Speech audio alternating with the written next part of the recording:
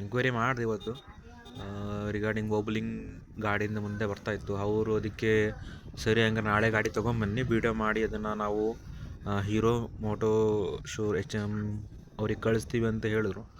Like ನಾನು ಹೇಳಿದೆ, ಅವ್ರಿಗೆ ಆಲ್ರೆಡಿ ಕಂಪ್ಲೇಂಟ್ ಮಾಡಿದ್ದೀನಿ ರಿಗಾರ್ಡಿಂಗ್ ದಿಸ್ ವೋಬ್ಲಿಂಗ್. ಅವ್ರು ಅದಕ್ಕೆ ಸರಿ ನಾವು ಒಂದ್ಸಲ ವೀಡಿಯೋ ಮಾಡಿ ಅವ್ರ ಕೈಯಲ್ಲಿ ಕಳಿಸ್ತೀವಿ. ಸೊ ಅದೇನೇ ಎಕ್ಸ್ಪೆನ್ಸ್ ಇದ್ದರೂ ಕೂಡ ನಾವು ಫ್ರೀ ಆಫ್ ಕಾಸ್ಟ್ ಮಾಡಿಕೊಡ್ತೀವಿ. ಬಟ್ ವ್ಯಾರಂಟಿ ಇದ್ದರೆ ಮಾತ್ರ, ಇನ್ನು ವಾರಂಟಿ ಇಲ್ಲದಿರೋವಂಥದ್ದು ಅದು ನೀವೇ ಬೇರ್ ಮಾಡಬೇಕು ಅಂದರು. ಸೊ ನಾನು ಕೇಳಿದೆ like why I need to bear, like ₹1 ಆಗಲಿ ಅಥವಾ ₹1000 ಆಗಲಿ. ಬಟ್ ಗಾಡಿ ತೊಗೊಂಡಿದ್ದು ಫಸ್ಟ್ ವೀಕ್ ಒಂದರಲ್ಲೇ ಅಬ್ಸರ್ವೇಷನ್ ಫೈಂಡ್ ಔಟ್ ಮಾಡಿ ಆ್ಯಂಡ್ ಇನ್ಫಾರ್ಮ್ ಕೂಡ ಮಾಡಿದ್ದೀವಿ ಫಸ್ಟ್ ಸರ್ವಿಸಲ್ಲಿ, ಬಟ್ ಏನೂ ಕೆಲಸ ಆಗಿಲ್ಲ. ಸೊ ಇದ್ರ ಮೇಲೆ ಬರೋ ಏನೇ ಎಕ್ಸ್ಪೆನ್ಸ್ ಇದ್ದರೂ ಕೂಡ ಯಾಕೆ ನಾನು ಬೇರ್ ಮಾಡಬೇಕು, why I need to bear for this defect product ಅಂತ ಕೇಳಿದ್ದೀನಿ. ಬಟ್ ಅವ್ರು ಆದ್ರೂ ಒಂದು ಸಲ ನೋಡಿ ತೊಗೊಂಬನ್ನಿ. ಬಿಕಾಸ್ ಸಪೋಸ್ ಹೇಳೋಕ್ಕಾಗಲ್ಲ, ಟೈರ್ ಮಿಸ್ಟೇಕ್ ಇರ್ಬೋದು ಅಥವಾ ಅದೇನು ರಿಮ್ ಫ್ರೇಮ್ ಇರ್ತಲ್ಲ ಅದ್ರ ಮಿಸ್ಟೇಕ್ ಇರ್ಬೋದು, ಯಾವ ಥರ ಇರ್ಬೋದು. ಬಟ್ ಸಾಲ್ವ್ ಆದರೆ ಬೆಟರ್ ಅಲ್ವಾ ಅಂತಂದರು. ನಾನು ಅದಕ್ಕೆ ಕನ್ವಿನ್ಸ್ ಆದೆ. ಅಲ್ಲಿ ರಿಲೇಷನ್ಶಿಪ್ ಮ್ಯಾನೇಜರ್ ಪವನ್ ಕುಮಾರ್ ಅಂತ ಇದ್ದರು. ನನಗೆ ಸ್ವಲ್ಪ ಓಕೆ ಅಂತ ಅನಿಸ್ತು.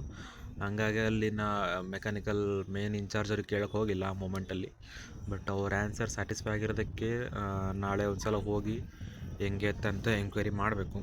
ಬಿಕಾಸ್ ಶುರುವಲ್ಲೇ ಸುಮ್ಮನೆ ಡಿಫೆಕ್ಟ್ ಪ್ರಾಡಕ್ಟ್ನ ನಾವೇ ಹೇಳ್ಕೊಬೇಕು ಅಂತ ಅದೊಂದು ಕನ್ಸರ್ನ್ ಇರುತ್ತೆ as a customer. Because customer if is happy, so marketing ಕೊಡ್ಬೋದು ಅಥವಾ ಪ್ರಾಡಕ್ಟ್ ಸೆಲ್ಲಿಂಗ್ ಬಗ್ಗೆ ಪ್ರಮೋಷನ್ ಮಾಡ್ಬೋದು. But if customer is not happy, ಅವನು ಯಾರಿಗೂ ರೆಕಮೆಂಡ್ ಮಾಡೋಕ್ಕೆ ಹೋಗಲ್ಲ and he will give a bad opinion else he may complaint.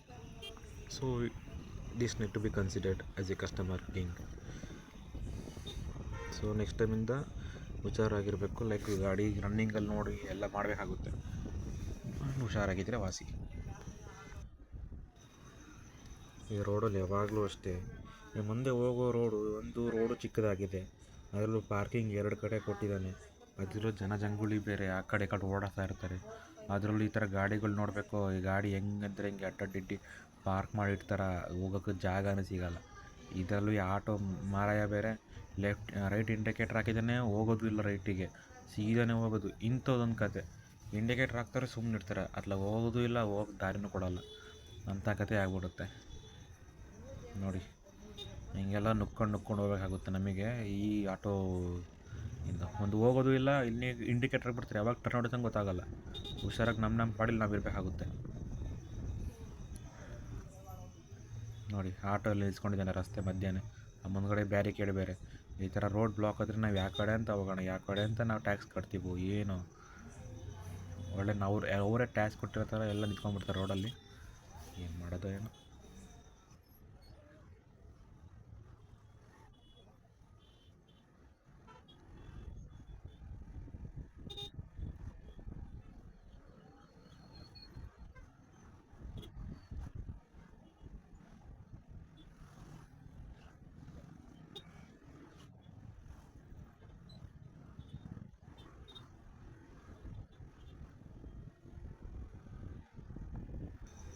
ಅಯ್ಯೋ ಅಕ್ಕ ಬಂದ್ಬಿಡ್ತು. ಪರವಾಗಿಲ್ಲ, ಅಕ್ಕಂದು ಕೂದಲು ಒಂಥರ ಸಿಲ್ಕಿ ಸ್ಮೂತ್ ಇದ್ದಂಗೆ ಇದೆ. ಚೆನ್ನಾಗಿ ಗಾಳಿ ಹಾಡಾಡ್ತಾ ತೇಲಾಡ್ತಾ ಸ್ಮೂತಾಗಿದೆ ಕೂದಲು ಅಕ್ಕಂದು. ಪರವಾಗಿಲ್ಲ. ಮೀನ್ಸ್ ನಾನೇ ಮೊದಲು ನೋಡಿರ್ಬೇಕನ್ನಪ್ಪ ಈ ಥರ ಸಿಲ್ಕಿ ಸ್ಮೂತ್ ಕೂದಲನ್ನ. ಇದೊಂಥರ ಟ್ರಾಫಿಕ್ ಸಿಗ್ನಲ್ ಬಿಟ್ಟಿದ್ದು ಬಸ್ ಬಂದು ಹಂಗೆ ಅಡ್ಡ ಹಾಕ್ಬಿಟ್ಟವನೆ. ಯಪ್ಪ, ಮುಂದ್ಗಡೆ ಒಂದು ರೋಡ್ ಇದೆ, ದೊಡ್ಡ ಸರ್ಕಲ್ ಇದೆ, ಅದರಲ್ಲಿ ಇದು ನೋಡಿದ್ರೆ ಹಿಂಗೆ ಅಡ್ಡ ಬಂದರು ಅಂತ ಅದೇ ಸಿಗ್ನಲ್ನ ಉಪಯೋಗಿಸ್ಕೊಂಡು ಸೆಂಟ್ರಲ್ಲಿ ಹಂಗೆ ನುಗ್ಬಿಡ್ತಾರೆ. ಅದ್ಲಾಗಿ ಹಿಂದ್ಗಡೆ ಯಾರು ಜೋರಾಗಿ ಬಂದರೆ ಕುತ್ಕೊಂಡು ಹೋಗೋದೇ ಅತ್ಲಾಗಿ. ಅದರಲ್ಲೂ ಮಳೆ ಬೇರೆ ಶುರುವಾಗಿದೆ, ಎಲ್ಲಾದರೂ ಒಂದು ಸೂರು ಹೊಡಿಕೊಂಡ್ಲೇಬೇಕು, ಇಲ್ಲಾಂದರೆ ನೆಂದೋಗೋದಂತೂ ಗ್ಯಾರಂಟಿ. ಆ ಕಡೆಯಿಂದ ಮಳೆ ಇರಲಿಲ್ಲ, ಬಟ್ ಈ ಕಡೆಲ್ಲ ಮಳೆ ಅಂದರೆ ಮಳೆ. ಎಲ್ಲಾದರೂ ಜಾಗ ಹೊಡಿಕೊಬೇಕಂದ್ರೆ ನೆಂದೋಗ್ಬಿಡ್ತೀನಿ.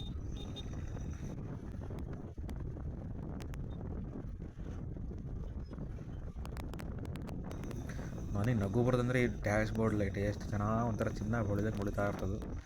ಬಟ್ ಜಾಗ ಹುಡ್ಕೋಣ ಅಂತ ಹೋದರೆ ಎಲ್ಲೂ ಸೂರ ಇದ್ದಂಗಿಲ್ಲ, ಮುಂದೆ ಹೋಗಲೇಬೇಕು, ಇಲ್ಲಾಂದರೆ ಮತ್ತೆ ನೆಂದೋದಂತೂ ಗ್ಯಾರಂಟಿ. ಸಿಗ್ನಲ್ ಬೇರೆ ಬಿಟ್ಟಿದೆ, ಮುಂದೆ ಬಸ್ ಸ್ಟಾಪ್ ಇರುತ್ತೆ, ಬಸ್ ಸ್ಟಾಪಲ್ಲಿ ಹುಡ್ಕೊಂಡು ಕುತ್ಕೊಳ್ಬೇಕು. ಬಸ್ ಸ್ಟಾಪ್ ಒಳ್ಳೆ ರಶ್ ಆದಂಗಿದೆ, ಬಟ್ ನೋಡೋಣ, ಇಲ್ಲೇ ಹಣ್ಣು ಅಂಗಡಿದಲ್ಲಿ ನಿಂತ್ಕೊಬೇಕತ್ಲಾಗೆ.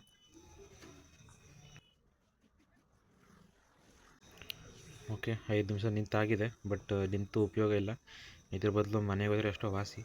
ಅಟ್ಲೀಸ್ಟ್ ನೆಂದವ್ರನ್ನ ಆರಾಮಾಗಿ ಒಣಗಿಸ್ಬಿಟ್ಟು ಆರಾಮಾಗಿರ್ಬೋದು. ಸೊ ಮನೆಗೆ ಹೋಗೋದೇ ಬೆಟರ್. And bye.